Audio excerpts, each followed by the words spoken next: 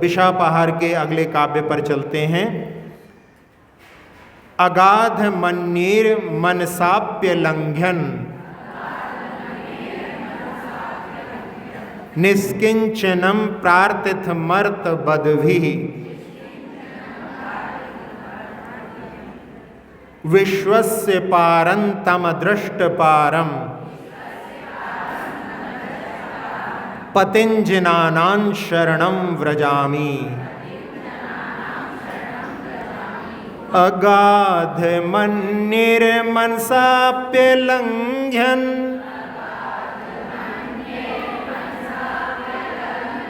निष्किंचनं प्रार्थितमर्थवद्भिः विश्वस्य पारंतम दृष्ट पारम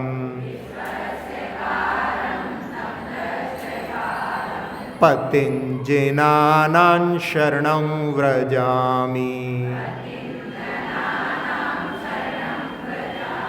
आप लोगों की जना नाम निकल रही है, जी नहीं लिखा क्या? जना नाम नहीं, जिना नाम। हाँ जी बोलो। आप लोगों की जो जना नाम आवाज आ रही है तो हाँ जा को जी कर लो। जिना नाम जिनेन्द्र भगवान की शरण में, जना नाम जन की लोक की शरण में नहीं जाना है, अपने को जिनकी शरण में जाना है। गलत छपा होगा उसमें। हाँ जिना नाम है। अगाध मन्येर मनसाप्य लंघ्यन निष्किंचनं प्रार्थितमर्थवद्भिः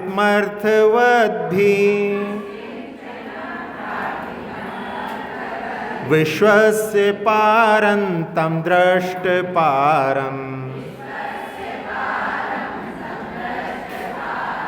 पतिंजनानां शरणं व्रजामि।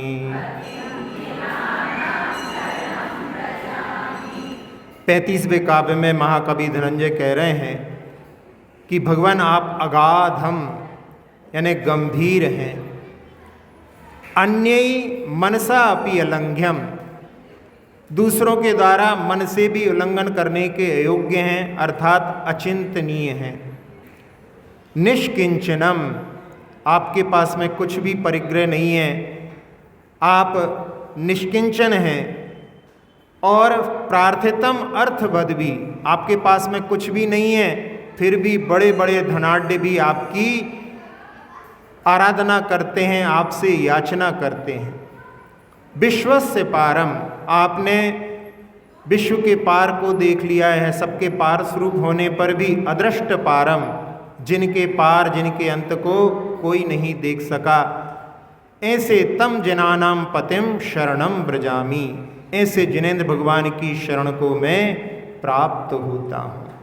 तो जो अगाध यानी गंभीर हैं, अन्य के द्वारा जो मन से उल्लंघनीय नहीं है यानी उल्लंघन नहीं कर सकते, और जो अकिंचन होने के बाद में निष्किंचन होने के बाद में बड़े बड़े धनाढ्यों के द्वारा भी प्रार्थित हैं, और जिन्होंने विश्व के पार को देख लिया है, सबके पार स्वरूप होने के बाद में भी जिनके पार को जिनके अंत को कोई ने प्राप्त नहीं किया, ऐसे जिनेन्द्र भगवान जो कि जिनके पति, जिन जो है शब्द चौथे गुण स्थान से लेकर के ऊपर सारे जो जिन कहलाते हैं, और उनके स्वामी ऐसे जिनेन्द्र देव की शरण को मैं प्राप्त होता हूँ।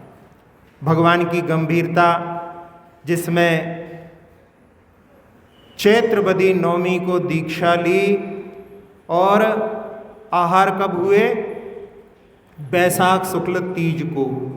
चैत्र और शुक्ल में जो है बैसाख में 1-1.5 महीने का अंतर लगता है, लेकिन नहीं, पूरा 1 साल निकलने के बाद में अगली बैसाख पर यानी 13 महीने पूरे देख जाएं दिन की अपेक्षा से तो 400 दिन हो गए थे। तीर्थंकर थे, महान संगनन से युक्त थे, आहार करना उनके लिए जरूरी है, लेकिन 400 दिन तक बिना आहार के रहे। तो ऐसी उनकी गंभीरता थी, जिनके बारे में मन के द्वारा भी जिनका चिंतन नहीं किया जा सकता, अचिंतनीय स्वरूप है।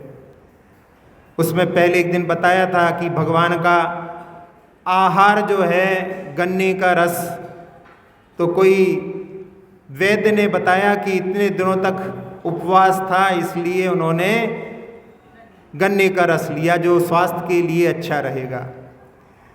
अब एक प्रश्न ये भी होता है, पहले भी अपन ने इसके बारे में चर्चा की थी कि वहाँ पर जो राजा के यहाँ पर केवल गन्ने का रस ही उपलब्ध था, ऐसी बात जो है गले में नहीं उतरती।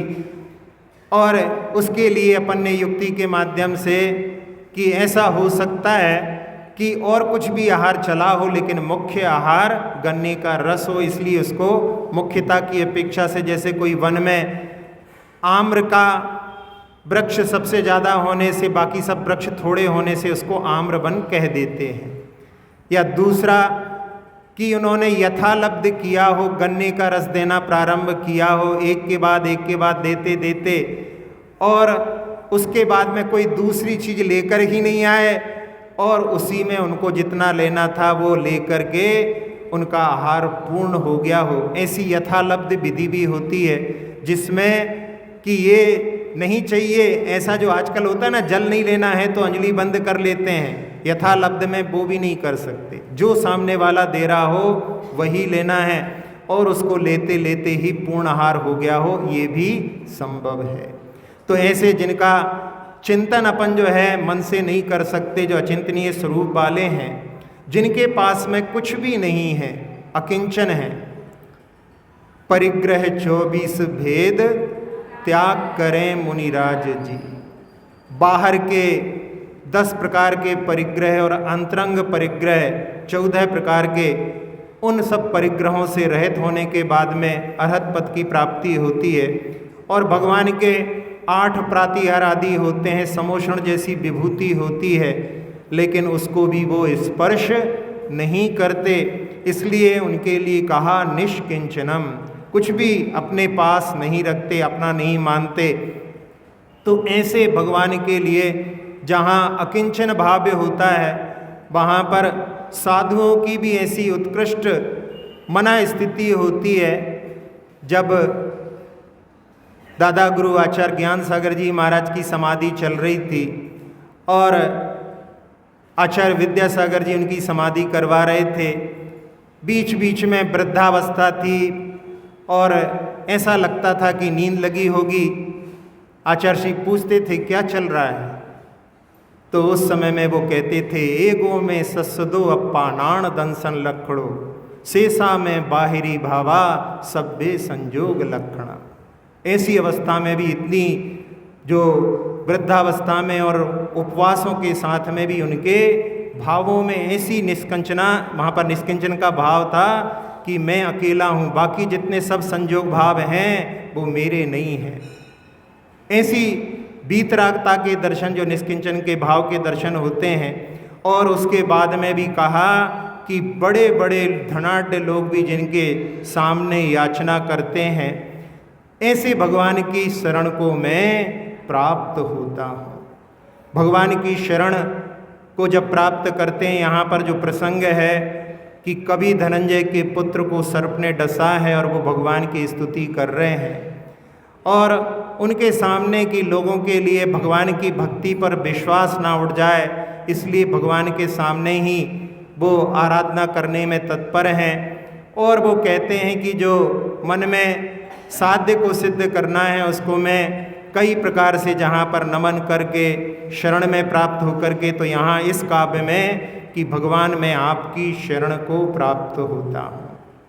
जहाँ दर्शन पाठ में आप लोग बोलते हैं, नहित्राता नहित्राता नहित्राता जगत्रये, वीतरागात परो देवो ना भूतो ना भविष्यति, कि भगवान आपके समान कोई भी जो है रक्षक नहीं है, अन्यथा शरणम नास्ति, ऐसे भाव से कि भगवान आप ही शरण हैं और कोई शरण नहीं।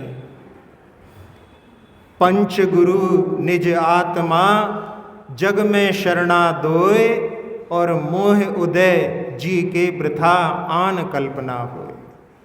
अपनी आत्मा शरण है, अपनी आत्मा में लीनता को प्राप्त कर सकते हैं, और व्यवहार में पंच परमेष्टि शरण है, इसके अलावा संसार में कोई भी शरण नहीं है। जब कोई पंच परमेष्टि की शरण को स्वीकार कर लेता है तो उस समय में बड़े बड़े संकट भी दूर हो जाते हैं। जब एक राजा के बंधन में दुर्योधन फंस गए और उनको पांडवों ने सोचा कि भले ही हम लोगों की आपस की लड़ाई हो, लेकिन बाहर वालों के लिए तो हम 5 नहीं 105 हैं। और उन्होंने जाकर के दुर्योधन को वहाँ से चंगुल से छुड़ा करके लेकर के आए। लेकिन जिनका स्वभाव उपकार को नहीं मानना होता है वो वहाँ पर चिढ़ गए और मन में कि ये लोगों का जो है कब नाश होगा, कोई ऐसा हमारे मित्रों में नहीं है जो इनका नाश कर सके। तो उसमें कनकध्वज नाम का एक राजा था, उसने कहा कि 7 दिन में यदि मैंने इनको काल के गाल में नहीं पहुंचाया तो मैं स्वयं काल में प्रवेश कर जाऊंगा, स्वयं अग्नि में प्रवेश कर जाऊंगा। दुर्योधन बड़ा प्रसन्न हुआ कि चलो आज किसी ने ऐसी शपथ ली है, मतलब अब 7 दिन में कुछ परिणाम अवश्य निकलेगा। और जहाँ पर इस प्रकार की मारक विद्याएं आदि भी सिद्ध करते हैं, ऐसे कोई साधुओं की संगति में वो पहुँच गया और वहाँ पर कात्यायनी विद्या सिद्ध करने की कोशिश करने लगा। इधर नारद जी को खबर मिली तो उन्होंने जाकर के पांडवों को सूचित किया और पांडवों ने उस समय में कि ऐसी स्थिति है तो अपने लिए पंच परमेष्टि की शरण में जाना चाहिए और सभी लोग आराधना में तल्लीन हो गए और उनकी आराधना को देख करके एक देव जो कि सौधर्म इंद्र का प्रिय पात्र था उसको पता पड़ा और वो वहाँ पर आता है और द्रौपदी का अपहरण कर लेता है। वैसे तो आराधना में लगे हुए थे, लेकिन जब द्रौपदी का अपहरण हो गया तो नकुल सहदेव उनको बचाने के लिए जाते हैं और वो देव उनको एक भयानक जंगल में लेकर के जाता है। वो पीछे पीछे वहाँ पर पहुँचते हैं, बहुत तीव्र प्यास लगी हुई थी और वो पानी को पीते हैं। वो देव विक्रिया से उनको उस पानी में कुछ बेहोशी की दवाई मिला करके बेहोश कर देता है। इसके बाद में फिर भीम जाते हैं और भीम भी वहाँ पर ढूंढते हैं तो उस समय में वहाँ से आवाज़ आती है कि यदि तुम्हें द्रौपदी को प्राप्त करना है, अपने इन 2 भाइयों को यदि जीवित करना है तो इस झील का पानी पी करके दिखाओ। और वो भी पी करके वहाँ पर बेहोश हो जाते हैं। ऐसे करते करते 5 पांडव वहाँ पर बेहोश पड़े हुए हैं और इधर जो विद्या सिद्ध की है वो कात्यायनी विद्या को वहाँ पर उनके मारने के लिए भेजता है। और वो देव एक भील का रूप बना करके जब वो विद्या वहाँ पर पहुँचती है तो सबको वहाँ पर पलट पलट के दिखा देता है कि ये सारे तो मरण को प्राप्त हो गए हैं। और वो विद्या पूछती है फिर मैं क्या करूँ? तो भील कहता है कि जिसने आपको यहाँ पर भेजा है बहुत दुष्ट है, आप उसी को जा कर के अपने लक्ष्य को भेज सकते हैं। और वो विद्या लौट करके जाती है, उस कनकध्वज राजा को ही वहाँ पर नष्ट कर देती है। तो ऐसी जहाँ पर भगवान की शरण को जो प्राप्त होता है वो संकट से ऊपर उठ जाता है। जब महावीर जी की पदयात्रा पर, बहुत पहले की बात है, कुछ लोग पदयात्रा पर निकले थे और एक रास्ते में एक मोरा नाम का एक गांव पड़ता था, जहां पर एक बहुत गहरा कुंड था अक्सर वहाँ पर रुक कर के लोग स्नान आदि करते थे, उसमें गरम गरम पानी निकलता था और 25 लगभग लोग थे वहाँ पर। जब स्नान करते समय किसी को ऐसा लगा कि कोई नीचे कुंड में फंसा हुआ है। उसने कोशिश की लेकिन उसके निकालने में समर्थ नहीं हो पाया। उसने ऊपर आकर के कहा कि लगता है कोई पानी में फंसा हुआ है। और उस मोरा गांव का जो सरपंच था उस समय में स्नान करके उसने कपड़े पहन लिए थे, लेकिन जैसे ही उसने सुना कि कोई फंसा हुआ है तो वो कपड़ों सहित यानी बिना उतारे ही उसमें उतर गया और उसने उसके कपड़े को पकड़ करके बाहर लेकर के आया। जब बाहर लेकर के आया तो देखा कि उसकी आंखें फिर चुकी थी, नाक से खून आ रहा था। और उसको देख करके उसने कहा कि अभी नवरात्रि चल रही है, ये तो भोग लग गया। और बोल करके वो जल्दी जल्दी वहाँ से निकल गया। और भी लोग नहा रहे थे, वो सब लोग चले गए कि अभी पुलिस केस बनेगा, गवाही हवाई में फंसना पड़ेगा, सब लोग चले गए। अब यहाँ पर जो यात्रा वाले लोग थे वो बचे। पहले तो जब कोई अंदर फंसा हुआ है तो उन्हें यही शंका हो रही थी कि अपने वाला तो कोई नहीं है, लेकिन उस समय में कुछ लोग भोजन की तैयारी में, कुछ लोग जंगल की ओर चले गए थे, तो पता नहीं पड़ रहा था कि कौन है। लेकिन जब उसको देखा तो ये तो अपना ही साथी है। और इस समय में अब कोई भी यहाँ पर अपने लिए सहायक नहीं है और जिनकी यात्रा पर निकले हैं बस वो महावीर भगवान ही अपने लिए शरणभूत हैं। और उन सब ने वहाँ पर महावीर भगवान का ही स्मरण या उनकी ही शरण को प्राप्त होते हैं। भगवान आप ही इनका जो है कुछ कर सकते हैं।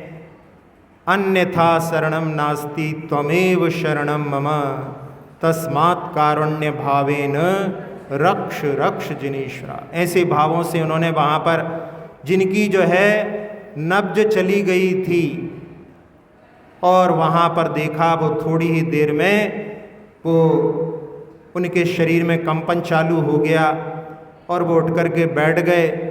और जब ये खबर उन गांव में, मोरा गांव में पहुंची तो वहाँ के सारे लोग, पूरा का पूरा गांव जो है वहाँ पर आया और उनके पैर पड़ने लगा कि ये पहली बार होगा कि किसी का भोग लगा हो और वो वापस जीवित आया हो। तो जहाँ स्मरण किया जाता है उसके माध्यम से ही, और जहाँ पर भगवान की शरण को प्राप्त किया जाता है उसके माध्यम से भी संकट दूर होते हैं। बरनी जी के जीवन में भी बड़े धार्मिक थे और ललितपुर में पंच कल्याणक थे उस जमाने में, उसमें वो आए और आसपास में और 2-3 जगह पंच कल्याणक थे, वहाँ भी चले गए।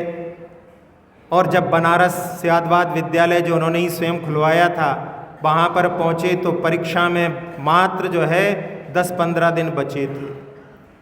उनके गुरुजी एक अंबादास शास्त्री थे, वो बड़े क्रोधित हुए। तो इन्होंने कहा कि फिर मैं जो है परीक्षा में नहीं बैठता हूँ। तो उन्होंने कहा कि तुमने ही जैन शास्त्रों को वहाँ पर शामिल करवाया है और तुम ही जो इसमें नहीं बैठोगे। तो उन्होंने कहा ठीक है मैं पढ़ाई करता हूँ। अब 15 दिन बचे और बहुत सारा विषय, अब क्या करें। तो उन्होंने कि बस भगवान का सहारा ही हमारे लिए पार लगाएगा, और पढ़ना तो जो है पूरा सिलेबस हो नहीं सकता, लेकिन उन्होंने जो है सुबह सुबह सहस्रनाम और शाम को सहस्रनाम पढ़ करके, बीच में थोड़ा समय मिला उसको पढ़ करके, और जिस दिन उनका एग्ज़ाम था, परीक्षा थी, सुबह सुबह भी एक बार सहस्रनाम पढ़ करके और पुस्तक को लेकर के जहाँ पर परीक्षा हाल था वहाँ जा रहे थे। रास्ते में कुछ प्रसंगों को देखते हुए गए और जब पेपर मिला तो देखा कि जो जो प्रसंग देखे थे वही वो सारे उसमें आ गए। और उन्होंने 3 घंटे उस परीक्षा को दिया। परीक्षा पूर्ण हुई, 7 सप्ताह के बाद में रिजल्ट आया और वो अपने गुरु अंबादास शास्त्री के पास गए और उनको संदेह था कि पास हुएंगे कि नहीं। जब उन्होंने पूछा तो उन्होंने कहा कि पास नहीं हुए, फर्स्ट क्लास फर्स्ट आए हो, 80% नंबर आए हैं और साथ ही साथ में तुम्हारे लिए 25 रुपये की छात्रवृत्ति भी मिलेगी। इससे तुम्हारी आगे की पढ़ाई भी सहज हो जाएगी। तो यहाँ ये प्रसंग सुनाया, इसका ये अर्थ नहीं निकालना कि पढ़ो नहीं, केवल जो है भगवान की शरण में चले जाओ तो पास हो जाओगे। वो तो उनके साथ में परेशानी थी, समय नहीं बचा था, इसलिए उन्होंने ऐसा किया। लेकिन भगवान की शरण भी स्वीकार करके और साथ साथ में यदि पढ़ने का पुरुषार्थ करें तो और अच्छे परिणामों को अपन प्राप्त कर सकते हैं। तो ऐसा जहाँ भगवान की शरण को प्राप्त होते हैं, जिसमें कि कवि धनंजय भी उस शरण को प्राप्त कर रहे हैं, तो ऐसी जो है भक्ति का प्रतीक जहाँ दिखलाई देता है, वहाँ पर कार्य अवश्य ही सफलता को प्राप्त होते हैं। तो इस काव्य में कि भगवान आप गंभीर हैं, अन्य के द्वारा आपका मन से भी चिंतन नहीं किया जा सकता, क्योंकि आपके बारे में धारणा बहुत कम विषयों की बन पाती है। फिर आपका जो है चिंतन कैसे कर सकें, आप अचिंतनीय हैं और आपके पास में कुछ भी नहीं है, आप निष्किंचन हैं, फिर भी धनाढ्यों के द्वारा आपकी जो है आराधना की जाती है। आपने विश्व के पार को देखा है, लेकिन आपके पार को किसी ने नहीं देखा, क्योंकि भगवान का पार, अनंत का पार किसी ने नहीं देखा, अनंत का पार होता ही नहीं है। अनंत ज्ञानी भी अनंत के पार को नहीं जानते, फिर उनके अनंत ज्ञान की क्या सामर्थ्य है? जो है उसको वैसा जानते हैं। तो उसमें जब किसी की कोई शुरुआत नहीं, कोई अंत नहीं, इसलिए उसकी शुरुआत और अंत को वो भी नहीं जानते और हम भी नहीं जानते, तो हम और वो समान हो गए क्या? नहीं, उनका ज्ञान जो है अनंत को अनंत के रूप में जानता है। हम लोग उसको अनंत कह भले देते हैं, लेकिन हम उसके स्वरूप को नहीं जानते। लघुता के भाव में आचार्य श्री ने जो 24 भगवान की स्तुति लिखी है दोहा शतक में, उसमें भी लिखा कि ज्ञान छोर तुम में रहा। आप में भगवान ज्ञान का छोर, उत्कृष्ट ज्ञान आपके पास में है। ज्ञान छोर तुम में रहा, ना समझ की छोर। मैं जो हूँ ना समझ, यानी जब सबसे कम ज्ञान है वहाँ पर मैं हूँ। ज्ञान छोर तुम में रहा, ना समझ की छोर। छोर पकड़कर झट इसे खींचो अपनी ओर। यानी पूरी डोर बंधी हुई है, आप उस पार में हो, मैं इस पार में हूँ। और प्रार्थना जो है भक्त करता है कि मैं कुछ नहीं जानता, इसीलिए यहाँ पर भी कह रहे हैं कि भगवान आपके पार को किसी ने नहीं देखा, आपने सबके पार को देखा है। तो ऐसे भगवान की मैं शरण को प्राप्त होता हूँ। पुनः इस काव्य का उच्चारण करेंगे। अगाध मन्निर मनसाप्य लंघ्यन,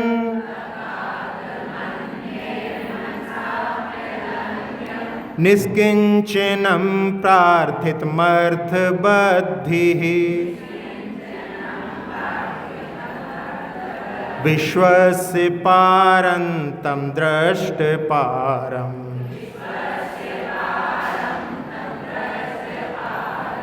पतिं जिनानां शरणं व्रजामि।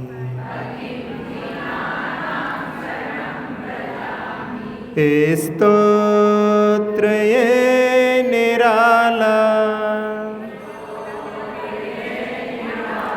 सब दुख को हरने वाला।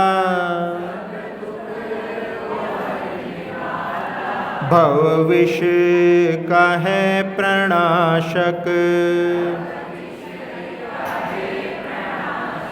प्रभु गुण की है ये माला। स्तोत्र ये निराला, है अचिंतनीय मन से, गंभीर जिन अकिंचन। धनवान भी है याचक, आया हूँ शरण में जिन। जग पार जिनने देखा, जिनके है गुण अपारा। भव विष का है प्रणाशक, प्रभु गुण की है ये माला, स्तोत्र ये निराला।